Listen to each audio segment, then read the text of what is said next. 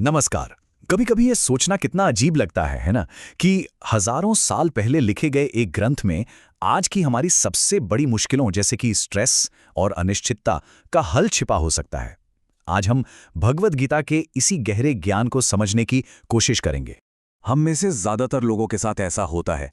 किसी बड़े फैसले से पहले मन में एक अजीब सी घबराहट होती है और नतीजों का डर, वो तो जैसे हमें आगे बढ़ने ही नहीं देता, हमें एक जगह पर रोक देता है। गीता इसी मानसिक उलझन को सुलझाने का रास्ता दिखाती है।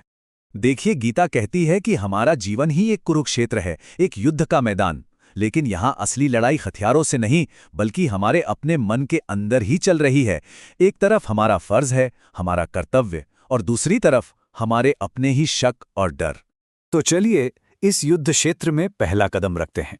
गीता हमें सिखाती है कि बाहर की दुनिया से लड़ने से पहले अपने अंदर की चिंताओं और बेचैनी का सामना करना जरूरी है। गीता का सवाल एकदम सीधा है। व्यर्थ चिंता क्यों करते हो? किससे व्यर्थ डरते हो? ये सवाल हमें सोचने पर मजबूर करता है कि जिन डरों को हमने अपने मन में इतना बड़ा बना लिया है, क्या वो सच में उतने बड़े हैं? तो फिर डर के इस चक्रव्यूह से बाहर कैसे निकलें? गीता इसका एक बहुत ही गहरा, एक बहुत ही बुनियादी जवाब देती है। वो जवाब ये समझने में है कि हमारा असली स्वरूप क्या है। अब यहाँ गीता एक बहुत ही क्रांतिकारी, एक रेवोल्यूशनरी आइडिया सामने रखती है। देखिए, एक तरफ है हमारा शरीर और दूसरी तरफ है आत्मा। हम अक्सर खुद को ये शरीर ही मान लेते हैं, जो बदलता है, बूढ़ा होता है और एक दिन खत्म हो जाता है। लेकिन गीता कहती है कि हमारा असली स्वरूप ये शरीर नहीं, बल्कि आत्मा है, जो हमेशा रहती है, शाश्वत और अविनाशी है। जरा इस बात की गहराई पे गौर कीजिए। इसका मतलब ये हुआ कि हमारा जो असली अस्तित्व है, वो ना कभी पैदा हुआ और ना ही कभी मरेगा। जब हम इस नजरिए से चीजों को देखना शुरू करते हैं, तो जिंदगी की छोटी-मोटी हार जीत बहुत मामूली लगने लगती हैं। और ये अमरता कैसी है? इसे ऐसे समझिए कि आत्मा को न कोई हथियार काट सकता है, न आग जला सकती है, न पानी भिगो सकता है और न ही हवा सुखा सकती है। मतलब हमारा असली स्वरूप हर तरह की भौतिक सीमाओं से परे है, पूरी तरह अजय। ठीक है, तो जब ये समझ आ जाता है कि हमारा असली स्वरूप अविनाशी है, तो फिर हमारे काम करने के तरीके पर इसका क्या असर पड़ता है? यहीं पर गीता कर्म योग का अद्भुत रहस्य हमारे सामने रखती है। कर्म योग का जो कोर आइडिया है, वो बहुत सिंपल है, लेकिन उतना ही गहरा भी। ये कहता है, अपना काम करो, पूरी लगन से करो, अपना 100% दो, लेकिन उसके नतीजे की चिंता से खुद को आज़ाद कर लो। असली आज़ादी काम के इनाम में नहीं, बल्कि उस काम को करने के आनंद में है।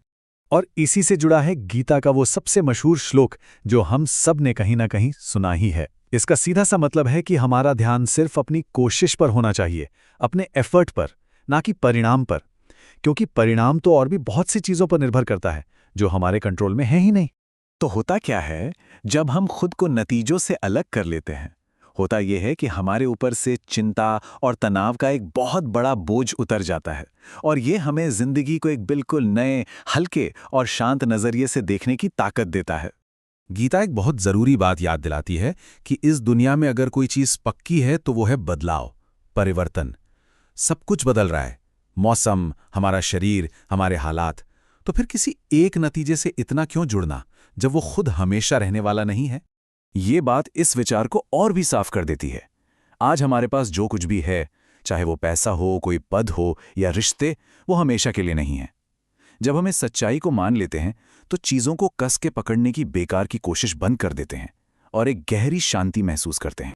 और यहीं से रास्ता खुलता है एक्सेप्टेंस का, यानी स्वीकृति का। गीता का संदेश है, जो हुआ उसे स्वीकार करो, जो हो रहा है उसे भी स्वीकार करो, क्योंकि हर अनुभव में, चाहे वो अच्छा लगे या बुरा, सीखने के लिए कुछ न कुछ जरूर छिपा होता है। तो कर्म योग और नतीजों से खुद को अलग रखकर हम चिंता से तो मुक्त होते हैं, लेकिन स्थायी शांति, परमानेंट पीस के लिए अपने अंदर का बैलेंस बनाना भी जरूरी है। चलिए देखते हैं कैसे।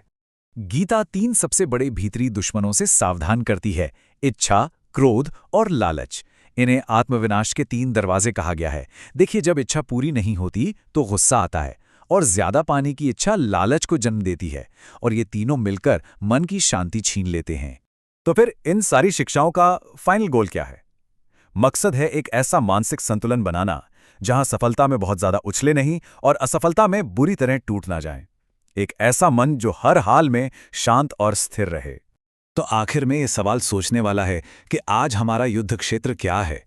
क्या वो ऑफिस का कोई तनाव है, किसी रिश्ते की चुनौती है, या फिर भविष्य को लेकर कोई चिंता?